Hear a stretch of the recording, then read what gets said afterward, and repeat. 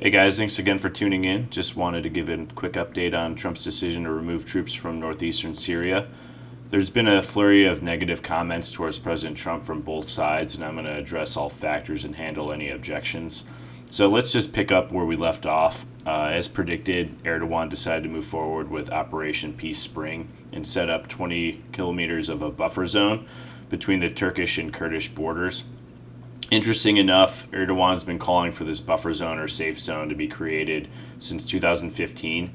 Erdogan figures this will create a few solutions for his country, basically just provide relief in a defense against any Kurdish links between PKK and YPG, putting the Turkish army between the two so they can't easily collaborate. It provides resettlement area for the millions of Syrian refugees, including Syrian Turkmen, who fled or were being pushed out due to the war, either by YPG, ISIS, or Assad. Establishes dominance in the area to stage any future incursions into Syria by the Turks.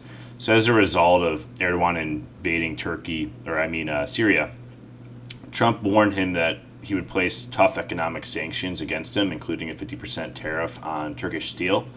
In addition, Senator Lindsey said a bipartisan bill would pursue even more. So we'll see if that comes to fruition. But Lindsey Graham called out Trump last week and said he needs to be less like Obama and channel his inner Reagan in a sense. And it really doesn't make sense considering Reagan withdrew from the Lebanese Civil War even after 241 Marines were killed by suicide bombs in Beirut.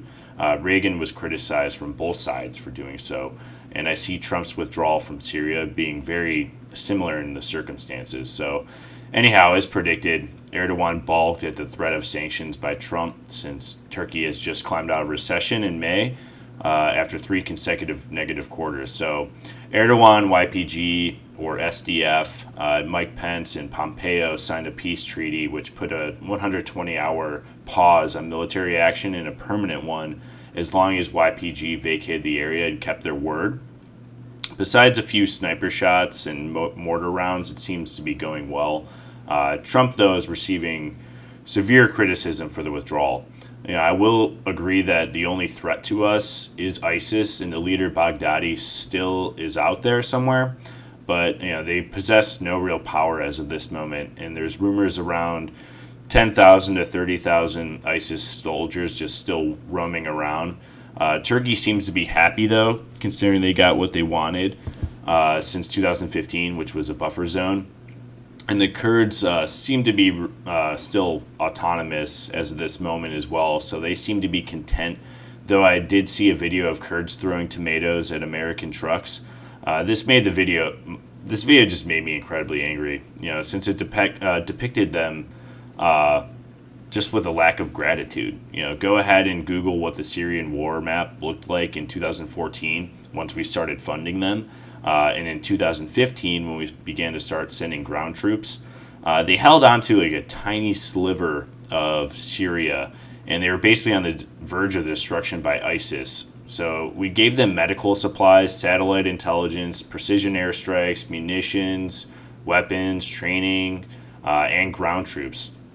So the leftist talking point of they were the most successful against ISIS is true, but misleading.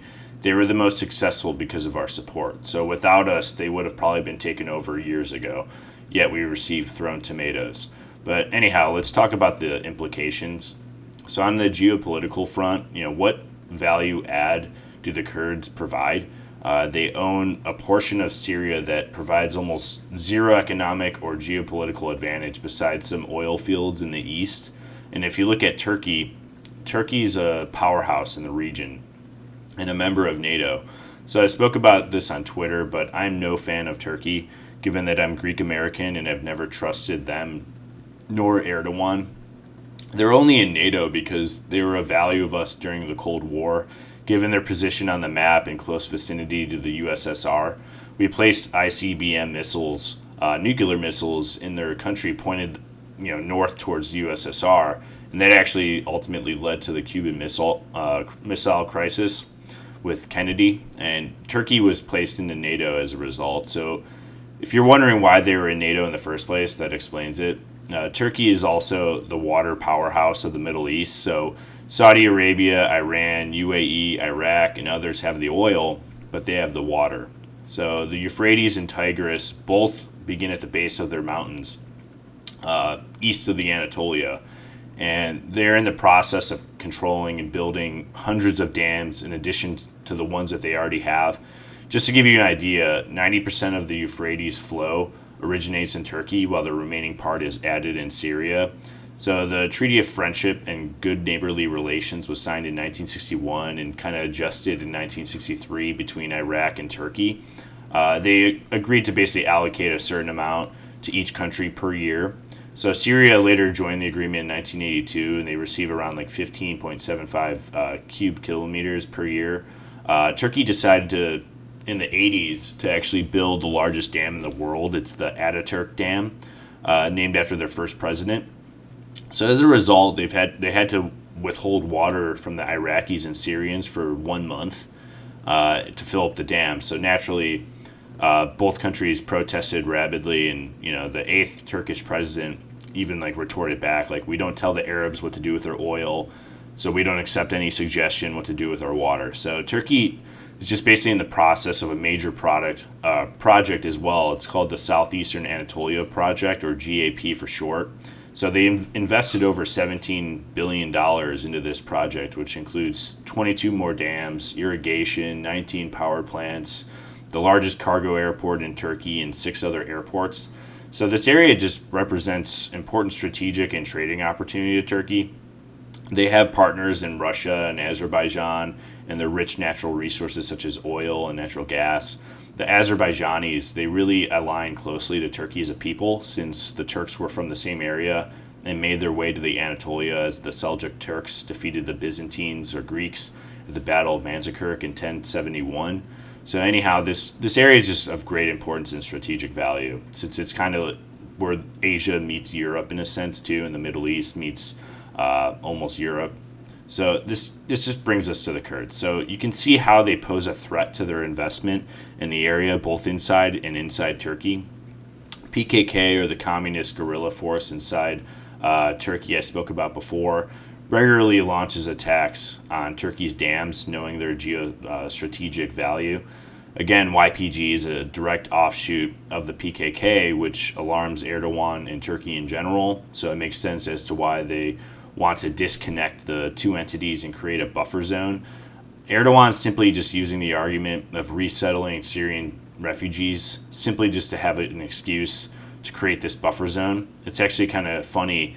I found an article of Angela Merkel supporting Erdogan's safe zone back in 2015, but now she completely condemned the move.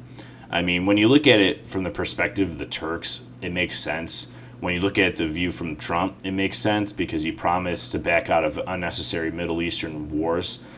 Trump is going to be keeping his eye on any ISIS activity. There's rumors that we might keep some troops in eastern Syria just to protect their oil fields. But I'd wager on Trump leaning on a full withdrawal and just keeping some special forces in the area. That's probably what's going to end up happening at the end of the day. So thanks again for tuning in, guys, and I'll catch you on the next one.